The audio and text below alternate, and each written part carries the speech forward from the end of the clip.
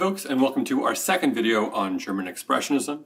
In this video, we're going to be talking about some of the influences that German Expressionism had on cinema that came after it. Remember, in the last video, we talked about two main things. First were some of the historical conditions of German Expressionism, and second, some of the aesthetic characteristics of German Expressionism.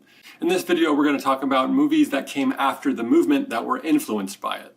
So German Expressionism is often understood to have a major influence on American filmmaking. And one of the reasons for that is in the 1930s, a lot of German filmmakers were fleeing Germany as Hitler and the Third Reich was coming into formation. Filmmakers like Fritz Lang, Billy Wilder, Edgar Ulmer, and many more would start to make films in the United States. And each of them would contribute to what's known as film noir, which is a Hollywood crime drama genre characterized by high contrast or low-key lighting, a cynical and or pessimistic worldview, and often adapted from hard-boiled detective fiction. So the main things that people tend to associate between German Expressionism and film noir is one, the emphasis on high contrast light and dark, high contrast shading and shadow, which you can see in this still from You Only Live Once by Fritz Lang, and Double Indemnity by Billy Wilder, and Detour by Edgar Ulmer, but also again, that sense of German Expressionism's darkness, its pessimism, its dwelling in the darker aspects of humanity. Probably the other major film genre that was most notably influenced by German Expressionism is horror. In fact, some scholars think that the German Expressionist films like Dr. Caligari or Nosferatu are good candidates for some of the first horror films. In fact, there's even a book called Caligari's Children, the film as tale of terror, which is a history of the genre of horror, whose title really gives a lot of credit to the influence of German Expressionism on the genre that we call horror film. It's important to note that when scholars are talking about the influence of German Expressionism on film noir and horror, they're mostly talking about certain aspects of German Expressionism rather than others. Film scholar Kristen Thompson makes this point quite nicely in a blog entry on her website. She says, Hollywood films have seldom used distorted sets of this kind, that is, of the kind most notable in German Expressionist films. They appear occasionally, as in Son of Frankenstein. Most of the time, though, when people speak of Expressionist style in films noir or horror films, they're talking about graphic effects created by lighting. So those lighting effects are what more or less define film noir, and they're some of the most immediately recognizable aspects of the mise-en-scène of horror films, which last till this day. And you can see that on display in a movie like Cat People, or even in this shot from Todd Browning's Dracula, which frankly looks a lot like the shot from Detour by Edgar Ulmer. Okay, but what about German Expressionism's contemporary influences? Probably there's one contemporary filmmaker most immediately associated with German Expressionism, and that's Tim Burton. And here it's quite clear that what we call the Tim Burton aesthetic is more or less an adapted version of German Expressionism. We can see that in his early short film, his short animated film called Vincent. We can see it in Batman and Batman Returns. We can see it in Edward Scissorhands quite prominently, in Beetlejuice, in Corpse Bride, in Dark Shadows. Tim Burton is quite clearly the filmmaker who is drawing an aesthetic connection to German Expressionism. While Tim Burton might be the biggest name associated with a very deliberate invocation of German Expressionist films in his movies, there are many other more recent films that are clearly and deliberately drawing on German Expressionism. For example, the fairly recent Macbeth film by one of the Coen brothers is one of the most German Expressionist films that we've seen in a long time. Many critics immediately noticed the aesthetic. Bill Desowitz said it cried out German Expressionism. And if you just look at some of the frames from the film, you can tell immediately through its framing, through its warped and extreme angles, its extreme high contrast, its use of sets that kind of defy ordinary architecture, and its general feeling of dread, that German Expressionism is all over this film. Another example is The Lighthouse by Robert Eggers. Critics also immediately noted the German Expressionist influence. Lee Marshall says, shot in an expressionist black and white that harks back to cinema's earliest years, or referencing everything from German Expressionist cinema of the 1920s to US silent comedy. Manohla Dargis says the film's more sustained pleasures, though, are its form and style, its presumptive influences, von Stroheim's Greed, and German Expressionism. Like the Macbeth film, The Lighthouse makes choices with cinematography that immediately recall the silent era. notice the fairly narrow aspect ratio and the black and white. But beyond this, of course, The Lighthouse and Macbeth play to some of the thematic emphases of German Expressionism. Both are films that draw blurry lines between what is real and what is only imagined within a character's mind. Is this a dagger which I see before me?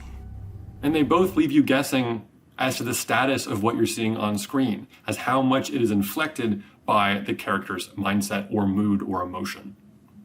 But I don't want the discussion to end there, because you might say that German Expressionism's longer legacy is about a more diffuse aesthetic logic. Remember that express means to press out, to take emotions or feelings and kind of project them out into the world.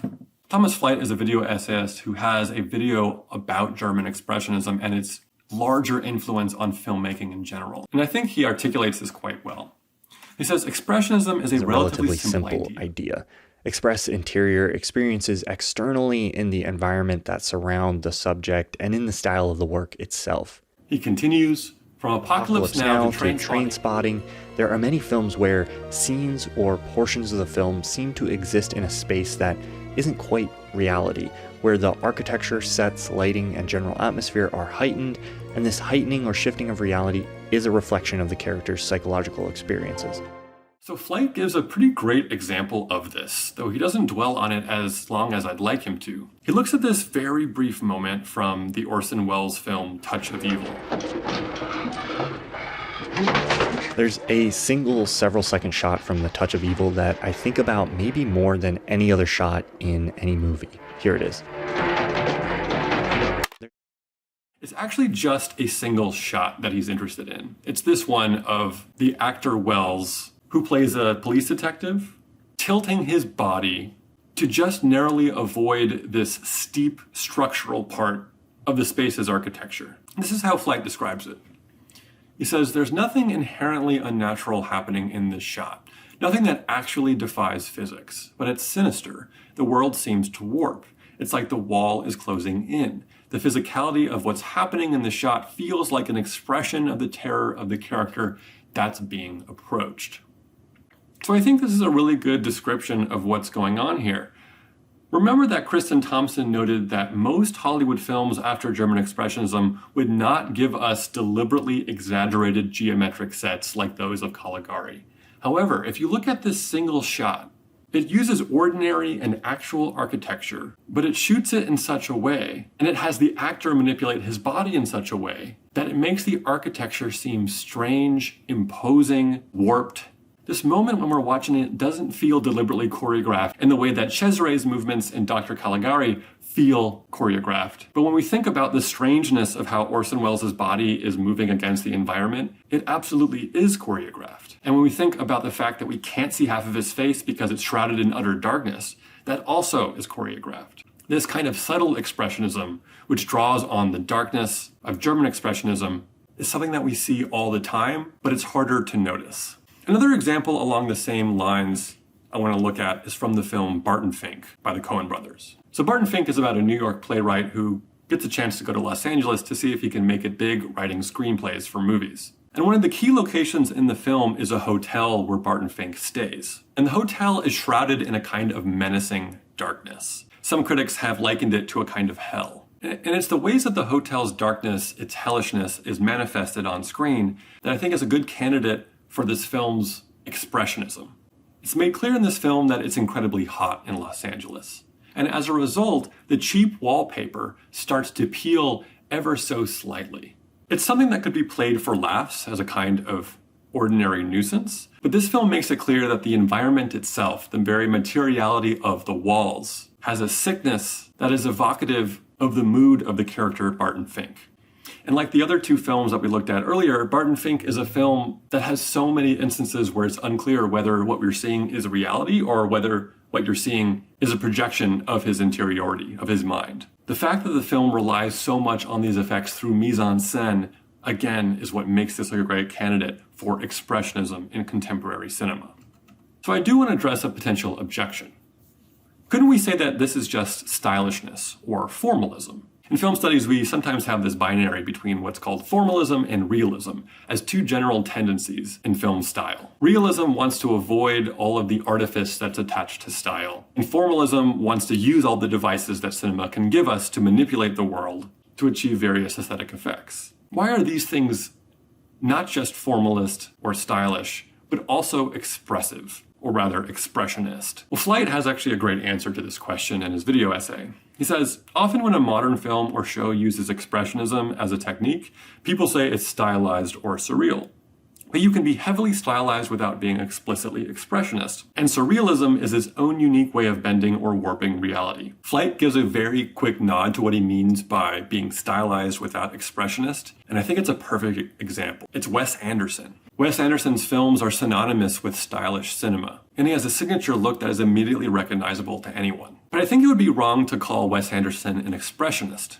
Partly because the stylistic palette of Wes Anderson's films is more akin to a way of portraying a world rather than portraying a world inflected by emotion or mood. For example, in most of the images that you're looking at here, you're getting a kind of even, flat lighting. You don't get a lot of moody shadows in Anderson's films. And also, the performance styles of Wes Anderson's actors is fairly muted in emotion. Deadpan, as many call it. All of the hallmarks of expressionism, a kind of darkness, a moodiness, a way of taking the dark and moodiness of characters and putting it into the world, it's almost like Anderson's films are doing the opposite. And the last question I might ask following from the previous one is, so when are we seeing expressionism in particular rather than stylishness or formalism in general? Well, I think the simplest answer to this is to just go back to the aesthetic characteristics of German Expressionism that we looked at earlier. First, we might ask, are the manipulations that of mise-en-scène? Or they have set design, lighting, costume, or makeup? It's generally understood that when you distort through camera effects and cinematography rather than mise-en-scène, you're participating in a tradition fostered by the French Impressionist filmmakers, not the German Expressionist filmmakers. Second is high contrast imagery, shadows, and silhouettes. You can of course have shadows and silhouettes in high contrast imagery without being expressionist. But if it's clear that those shadows and silhouettes and high contrast imagery are participating to a kind of moodiness and figurative darkness, then you might be in the realm of expressionism. And lastly, the dark and moody narrative and tone. I've seen some critics claim that movies like Amelie are good candidates for expressionism of the last 30 years, but I can see good reason to hesitate to make that categorization. The artistic movement of Expressionism and the film movement of German Expressionism tend to give us dark tones. And the sweetness and almost saccharine nature of a film like Amelie, which clearly warps reality in order to be attuned to the main character's subjectivity, might not be a good candidate for Expressionism, but it's certainly something that's open for debate. Okay, and that's all I have for this second lecture on German Expressionism and its influences. I'll see you next time.